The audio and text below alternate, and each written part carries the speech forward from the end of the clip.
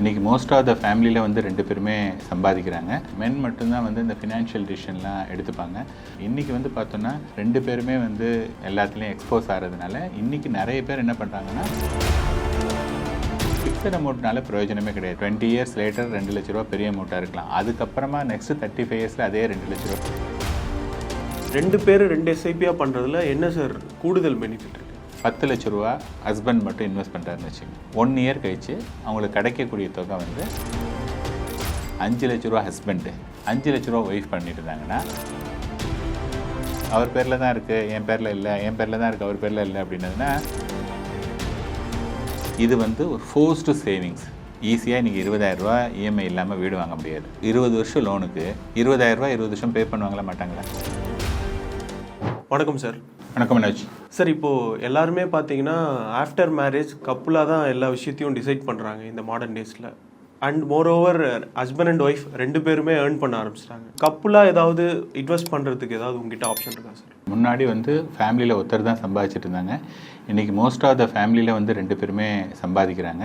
And வந்து முன்னாடிலாம் வந்து பார்த்திங்க அப்படின்னதுன்னா மென் மட்டும்தான் வந்து இந்த ஃபினான்ஷியல் டிசிஷன்லாம் எடுத்துப்பாங்க. விமன் மோஸ்ட்லி வந்து ஹவுஸ் ஒய்ஃபாக இருப்பாங்க. ஈவன் அவங்க ஒர்க் பண்ணால் கூட அதில் பெருசாக கலந்துக்காமல் இருப்பாங்க. இன்றைக்கி வந்து பார்த்தோன்னா 2 பேருமே வந்து எல்லாத்துலேயும் எக்ஸ்போஸ் ஆகிறதுனால இன்றைக்கி நிறைய பேர் என்ன பண்ணுறாங்கன்னா ஒரு பிளான் பண்ணும்போது 2 பேருமே சேர்ந்து தான் டிசைட் பண்ணுறாங்க. ஸோ நான் வந்து என்ன சொல்லியிருந்தேன்னா இப்போ ரீசெண்டாக ஒரு ரீலில் வந்து கப்பிள் எஸ்ஐபி அப்படிங்கிறத பற்றி சொல்லியிருந்தேன். அதில் என்ன சொல்லியிருந்தேன் அப்படின்னா ஒருத்தர் வந்து ஆண் வந்து ஒரு 10,000 ரூபா போடணும், ஒய்ஃபு பெண் அவங்க வந்து ஒரு 10,000 ரூபா போடணும். 2 பேரும் 10,000 20,000 ரூபா for the next 20 years. And வந்து எவ்ரி இயர் வந்து 10% ஸ்டெப்அப் பண்ணிக்கணும்னு போட்டிருந்தேன். ஸோ அப்படி பண்ணும்போது என்னென்னா அட் த ரேட் ஆஃப் 13% அவங்களுக்கு கிடைக்கக்கூடிய தொகை வந்து 4.44 crores, கிட்டத்தட்ட 4.5 கோடி ரூபான்னு வச்சுக்கலாம். அது வருது. ஸோ லெட்டஸ் அஸ்யூம் இப்போ அவங்களுடைய வயசு வந்து ஒரு 30ன்னு வச்சுங்க. 30ன்னு நம்ம எடுத்துக்கிட்டோம் அப்படின்னதுன்னா ஒரு 50 வயசு வரையும் அவங்க இது பண்ணியிருக்காங்க. ஸோ 50வது வயசில் அவங்க கையில் வந்து 4,44 லட்ச ரூபா இருக்குது. அங்கேருந்து த நெக்ஸ்ட் 35 இயர்ஸ் அவங்க வந்து மாதம் 2 லட்ச ரூபா வந்து எடுத்துக்கலாம். அதோடு இல்லாமல் எவ்ரி இயர் வந்து 5% வந்து இன்க்ரிமெண்ட்டோட, அதாவது இன்ஃப்ளேஷன் அட்ஜஸ்டடாக எடுத்துக்கலாம். இப்போ நிறைய பேர் என்ன சொல்கிறாங்க அப்படின்னதுன்னா ஃபிக்ஸட் அமௌண்ட்டு தான் சொல்கிறாங்க. இன்சூரன்ஸ் பாலிசியில் நீங்கள் என்ன வாங்கினீங்கனாலும் அவங்க வந்து ஃபிக்ஸட் அமௌண்ட் தான் சொல்லுவாங்க. இன்னும் சில ஃபினான்ஷியல் கன்சல்டன்ட்லாம் வந்து பார்த்திங்கன்னா they are talking about only the fixed amount. So fixed amount பிரயோஜனமே கிடையாது. இன்றைக்கி வந்து 20 இயர்ஸ் லேட்டர் 2 லட்ச ரூபா பெரிய அமௌண்ட்டாக இருக்கலாம். அதுக்கப்புறமா நெக்ஸ்ட் 35 இயர்ஸில் அதே 2 லட்ச ரூபா வாங்கி பிரயோஜனம் இல்லை. அதனால தான் நம்ம என்ன சொல்கிறோன்னா எல்லா வீடியோலையும் 5% வந்து இன்ஃப்ளேஷன் அட்ஜஸ்டடாக எடுத்துக்கலாம் அப்படின்னு சொல்கிறோம். ஸோ இந்த மாதிரி எடுக்கும்போது என்னென்னா 51வது வயசுலேருந்து ஸ்டார்ட் பண்ணி 85 வயசு வரையும் அவங்க எடுத்துகிட்டு வராங்க. எடுத்துகிட்டு வந்து மொத்த தொகை மட்டும் பார்த்திங்கன்னா 21.5 கோடி ரூபா எடுத்திருக்காங்க. மீதி அவங்க கையில் வந்து 11.5 கோடி ரூபா இருக்குது. சப்போஸ் 85 வயசையும் தாண்டி அவங்க வாழ்ந்தாங்க அப்படின்னதுன்னா அந்த 11.5 கோடியிலேருந்து இன்னும் ஃபர்தராக அவங்க எடுத்துக்கலாம். சப்போஸ் 85 வயசோடு அவங்க இறந்து போயிட்டாங்க 2 பேருமே அப்படின்னதுன்னா அந்த 11.5 கோடி ரூபா அவங்களுடைய நாமினிஸ் பையனுக்கோ பொண்ணுக்கோ போகும். அதுதான் வந்து கான்செப்ட். நீங்கள் சொல்லிட்டீங்க இது ப்ராக்டிக்கலாக வந்து பண்ணுறதுக்கு அவங்க ரெடியாகிறானுங்களே வச்சுக்கோங்களேன். 2 பேர் 2 எஸ்ஐபியாக பண்ணுறதுல என்ன சார் கூடுதல் பெனிஃபிட் இருக்குது? சரி, இப்போ வந்து பார்த்தோன்னா இன்கம் டேக்ஸை பொறுத்தவரையும் ஒவ்வொரு இண்டிவிஜுவலுக்கும் ஒரு டேக்ஸ் பெனிஃபிட்னு இருக்குது. புரியுதுங்களா? இப்போ ஃபார் எக்ஸாம்பிள் 10 லட்ச ரூபா ஹஸ்பண்ட் மட்டும் இன்வெஸ்ட் பண்ணுறாருன்னு வச்சுங்க. 1 இயர் கழிச்சு அவங்களுக்கு கிடைக்கக்கூடிய தொகை வந்து 25% ரிட்டர்ன் கிடச்சிருக்கு. அப்படின்னா என்ன? 10 லட்ச ரூபா போட்ட இடத்துல 12.5 லட்ச ரூபா வந்திருக்கு. இது வந்து ஒருத்தர் பேரில் இன்வெஸ்ட் பண்ணது. இந்த மாதிரி ஒருத்தர் பேரில் இன்வெஸ்ட் பண்ணும்போது 1 இயர் கழிச்சு அவர் பணம் எடுக்கிறாரு அப்படின்னதுன்னா இந்த 2.5 லட்ச ரூபாய் is coming under long term capital gain. இந்த லாங் டேர்ம் கேபிட்டல் கெயினில் எவ்ரி இயர் 1.25 லட்ச ரூபாய்க்கு எந்த டேக்ஸும் கிடையாது. இந்த ரிமைனிங் 1.25 லேக்ஸுக்கு வந்து 12.5% அவங்க வந்து பே பண்ணணும், டேக்ஸ் பே. புரியுதுங்களா? அது வந்து ஒரு 15,000 ரூபா கிட்ட வரும். இதே சமயத்தில் அந்த 10 லட்ச ரூபாயை 5 லட்ச ரூபா ஹஸ்பண்டு, 5 லட்ச ரூபா ஒய்ஃப் பண்ணிட்டு இருந்தாங்கன்னா 5 லட்சம் போட்டவங்களுக்கு 6.25 லட்ச ரூபா இருக்கும். இங்கே 5 லட்சம் போட்டவங்களுக்கு 6.25 லட்ச ரூபா இருக்கும். ஸோ 1.25 லட்ச ரூபா வந்து 2 பேருக்கும் டேக்ஸ் எக்ஸம்ஷன். ஸோ அவங்க எந்த டேக்ஸுமே பே பண்ண வேண்டாம்.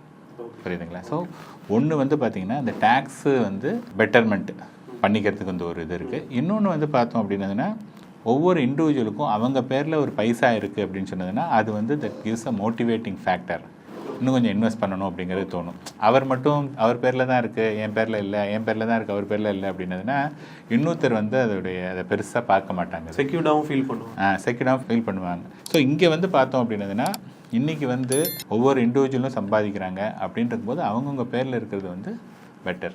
மெக்கானிக்கலாக ஒரு ஃப்ளாட்டாக ஒரு நம்பர் கொடுத்துறீங்க சார், இந்த அமௌண்ட்டில் பண்ணலான்னு அப்படின்ட்டு. ப்ராக்டிக்கலாக எனக்கு நடுவில் வந்து நீங்கள் சொன்ன மாதிரி ஒரே மாதிரி growth இருக்காது, அப்ஸ் அண்ட் டவுன்ஸ் இருக்கும். ஸோ அதை எப்படி சார் அவங்க வந்து ஃபேஸ் பண்ணணும்? நம்ம வந்து எந்த ஒரு விஷயத்தை பற்றி நம்ம பேசும்போது சில அசம்ஷனை நம்ம வச்சுக்கணும். ஸோ இப்போ என்னுடைய அசம்ஷன் என்னென்னா, ஒரு 10,000 ரூபாங்கிறது வந்து ஒரு 30 வயசான ஆள்னா, அதுவும் நான் பார்த்துங்க 30 வயசான கப்பிள் 10,000 ருபீஸ் சேர்க்கறதுங்கிறது வந்து நிறைய ஃபேமிலியில் நடக்கக்கூடிய ஒரு விஷயம். அது இல்லைன்னு சொல்கிற ஆளுங்களும் இருக்காங்க. But majority of the people வந்து பார்த்திங்கன்னா 10,000 ரூபா சேர்க்க முடியும். இந்த கேஸில் வந்து இப்போ ஃபார் எக்ஸாம்பிள் 10,000 போட்டுகிட்டே வராங்க அவங்க, ஒரு 5 இயர்ஸ் ஆச்சு, 6 இயர்ஸ் ஆச்சு, அப்போ உங்களுக்கு ஏதோ ஒரு தேவை வந்தது அப்படின்னா அதை எடுத்துக்கிட்டாங்க அப்படின்னதுன்னா, சப்சிக்வெண்ட்டாக என்ன மணி எடுத்தாங்களோ அந்த மணி அட் த ஏர்லியஸ்ட்டு திருப்பி இன்வெஸ்ட் பண்ணணும். அப்படி இல்லைன்னா 10,000 ரூபா போட்டுட்டு 10% இன்க்ரீஸ் பண்ணுற இடத்துல 10,000க்கு பதிலாக இன்னொரு 1000மோ 2000மோ அதை போட்டுட்டு அதுக்கப்புறமா இன்க்ரீஸ் பண்ணணும். ஸோ எந்த மணி நீங்கள் நடுவில் எடுக்கிறீங்களோ அதுக்கான மணியை திருப்பி கொடுத்தா தான் இதை அச்சீவ் பண்ண முடியும். சார் நீங்கள் 4.4 crore சொல்கிறீங்க, எனக்கு அவ்வளோலாம் வேண்டாம், எங்களுக்கு வந்து 2 லட்ச ரூபாலாம் மந்த்லி வேண்டாம், எங்களுக்கு வந்து 1 லட்ச ரூபா தான் இருந்தால் போதும் அப்படின்னதுன்னா, நடுவில் வரக்கூடிய அந்த மணியில் வந்து நீங்கள் ஏதாவது தேவைன்னா எடுத்துக்கலாம், அல்லது ஒரு ஃபாரின் டூர்னா போகலாம், அல்லது ஏதாவது ஒரு கார் வாங்க இருந்தால் வாங்கிக்கலாம், எது வேணாலும் பண்ணிக்கலாம். ஸோ லைஃப் அப்டேட்ஸும் இதுலேருந்து கண்டிப்பாக இதுலேருந்து பண்ணிக்கலாம். ப்ரொவைடட் என்னென்னா அந்த 4 கோடி உங்களுக்கு ஜாஸ்தின்னு நினச்சிங்கன்னா நீங்கள் பண்ணலாம். இல்லை 4 கோடியே பத்தலை அப்படின்னதுன்னா இன்னும் கூட நீங்கள் இன்க்ரீஸ் பண்ணிக்கணும். அது வந்து பியூர்லி இண்டிவிஜுவலுடைய சாய்ஸ் தான். சார் இது ப்ராக்டிக்கலாக வந்து எல்லாரும் இந்த மாதிரி கண்டினியூஸாக, ஏன்னா 20 இயர்ஸுங்கிறது ஈஸி கிடையாது சார். ப்ராக்டிக்கலாக இது மாதிரி பண்ணுறாங்களா, பண்ண முடியுமா சார்? ஹானஸ்ட் ஆன்சர் வந்து இல்லைன்னு தான் சொல்ல முடியும். ஏன் அப்படின்னதா இருந்தால், இது வந்து ஒரு ஃபோர்ஸ்டு சேவிங்ஸ் அப்படிங்கும்போது என்னென்னா, நமக்கு வந்து அதை எப்படா அதை வந்து அவாய்ட் பண்ணலான் இருக்கும். இதே சமயத்தில் பாருங்கள், ஹவுசிங் லோன் ஒருத்தர் வாங்குறாருன்னு வச்சுங்களேன், ஹவுசிங் லோன் அதே ஈஸியாக இன்றைக்கி 20,000 ரூபா இஎம்ஐ இல்லாமல் வீடு வாங்க முடியாது. 20 வருஷம் லோனுக்கு 20,000 ரூபா 20 வருஷம் பே பண்ணுவாங்களா மாட்டாங்களா? அந்த டேட் கண்டிப்பாக பே பண்ணுவாங்க.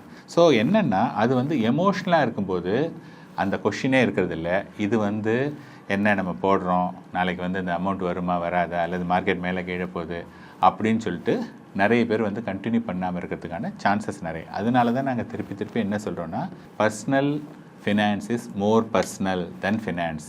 அப்போ வந்து என்னென்னா, உங்களுடைய இன்வெஸ்ட்மெண்ட்டை வந்து எங்களை மாதிரி ஒரு டிஸ்ட்ரிபியூட்டர் மூலமாக நீங்கள் ட்ராவல் பண்ணும்போது என்னென்னா, நாங்கள் ஒவ்வொரு தரையும் உங்களுக்கு சொல்லுவோம், சார் நீங்கள் 1 இயர் ஆகிருக்கு இவ்வளோ வந்திருக்கீங்க, 2 இயர்ஸ் இவ்வளோ வந்திருக்கு, இன்னும் கொஞ்சம் தூரம் தான் அது மாதிரி பண்ணணும், அல்லது மார்க்கெட் மேலே கீழே போனதுனால அதெல்லாம் நீங்கள் பற்றி கவலைப்பட வேண்டாம் அப்படின்னு சொல்லிட்டு அவங்களுக்கு கான்ஸ்டண்ட்டாக வந்து அவங்களை கைட் பண்ணிகிட்டே இருக்கும்போது என்ன அப்படின்னு சொன்னதுன்னா, அந்த கண்டினியூட்டி வந்து ஜாஸ்தியாக இருக்கிறதுக்கான சான்சஸ் இருக்குது. ஸோ 20 இயர்ஸ் வந்து நிறைய பேர் பண்ண மாட்டாங்க. With the help of the distributor and ஒரு இண்டிவிஜுவல் நினைக்கணும். At the end of the day வந்து பார்த்திங்கன்னா, இண்டிவிஜுவல் வந்து நம்ம சேர்க்கணும், நாளைக்கு வந்து இன்றைய தேவையை விட நாளைய தேவை வந்து ரொம்ப ஜாஸ்தியாக இருக்குது அப்படிங்கிறத ஃபீல் பண்ணாங்கன்னா கண்டிப்பாக அவங்களால சேர்க்க முடியும்.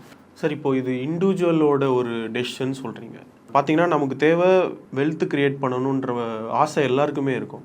இதை ப்ராக்டிக்கலாக அதை டிசிப்ளின் கொண்டு வரதுக்கு என்ன சார் ஹேக் இருக்குது? இதை வந்து அதனால தான் நம்ம என்ன சொல்கிறோன்னா, இந்த 4.44ங்கிறது வந்து இது வந்து ரிட்டையர்மெண்ட் கோலுக்குன்னு வச்சுருக்கோம். ஓகேங்களா? இப்போ இன்பிட்வீன் வந்து பார்த்தோன்னா அவங்களுக்கு நிறைய கோல்ஸ் இருக்கும். இப்போ 30 வயசான கப்பிள் பார்த்தீங்க அப்படின்னதுன்னா, அவங்க ஒரு கார் வாங்கணும்னு பிரியப்படுவாங்க, ஒரு வீடு வாங்கணும்னு பிரியப்படுவாங்க, அதுக்கப்புறமா ஏதாவது இன்றைக்கி ஃபாரின் டூர்ஸ்லாம் போகணுன்னு இது பண்ணுவாங்க, அல்லது ஒரு குழந்தை ஒரு 8th 9th வந்துட்டாங்க அப்படின்னதுன்னா ஒரு ஐஐடி ஜேஇஓ ஒரு நீட்டு கோச்சிங்கோ அது கொஞ்சம் பணம் ஸ்பெண்ட் பண்ணணும் அப்படின்னு சொல்லிட்டு நிறைய பண்ணுவாங்க. ஸோ இந்த மாதிரி வந்து ஒவ்வொருத்தருக்கும் நிறைய தேவைகள் இருக்குது. நம்ம என்ன பண்ணணும்னா, அந்த இன்வெஸ்ட்மெண்ட்டில் வந்து ஒவ்வொரு தேவைக்கும் ஒரு அமௌண்ட்டு நம்ம ஒதுக்கி வச்சுட்டோம் அப்படின்னதுன்னா, நம்ம கண் முன்னாடி அந்த இன்வெஸ்ட்மெண்ட்டு தெரியாது, அந்த தேவை மட்டும்தான் இருக்கும். ஓகே, இந்த தேவையை நான் அடையிறதுக்கு 5 வருஷம் இருக்குது, 7 வருஷம் இருக்குது அப்படின்னதுன்னா, அந்த தேவையை நம்ம மீட் அவுட் பண்ணுறதுக்கு நான் எவ்வளோ பண்ணணும் அப்படிங்கிற எண்ணத்தில் இன்வெஸ்ட் பண்ணும்போது பார்த்தீங்க அப்படின்னு சொன்னதுன்னா, அவங்க வந்து ஸ்டே பண்ணியிருப்பாங்க. அதுக்கு தான் டிப்பிக்கல் எக்ஸாம்பிள் முன்னாடியே சொன்ன மாதிரி வீடுங்கிறது நிறைய பேருக்கு ஒரு பெரிய கனவு. அந்த வீடுன்னு வாங்கிட்டாங்கன்னா பாக்கி எல்லா விஷயத்தையும் அட்ஜஸ்ட் பண்ணிவிட்டு அவங்க வந்து சேர்த்துட்டே இருக்காங்க இல்லையா? So it is easy. எப்படின்னா, நீங்கள் வந்து உங்களுடைய நீண்ட கால இலக்கு எல்லாத்தையுமே ஒரு கோலோட ஃப்யூச்சர் நிகழ்வோடு நீங்கள் சம்மந்தப்படுத்திட்டீங்க அப்படின்னதுன்னா அது வந்து டெஃபினட்டாக possible. Okay sir, thank you sir. Thank you Manoj.